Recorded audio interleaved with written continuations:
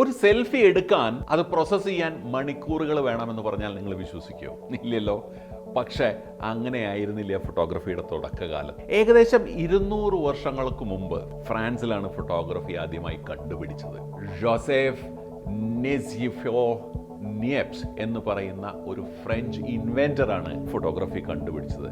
കുറച്ച് ടാറ് ഒരു പ്ലേറ്റിൽ പരട്ടി കുറേ നേരം വെയിൽ കൊള്ളിച്ച് അത് പ്രോസസ്സ് ചെയ്യാനായിട്ട് പിന്നെയും 5-8 മണിക്കൂർ എടുത്ത് ഒക്കെയാണ് ആദ്യത്തെ ഒരു ഫോട്ടോ ഉണ്ടായത്. അത് നമ്മൾ ഇന്ന് പറഞ്ഞു കഴിഞ്ഞാൽ ആർക്കെങ്കിലും വിശ്വാസമാകുമോ? ഹീലിയോഗ്രഫി എന്നാണ് അതിന് പറഞ്ഞിരുന്നത്.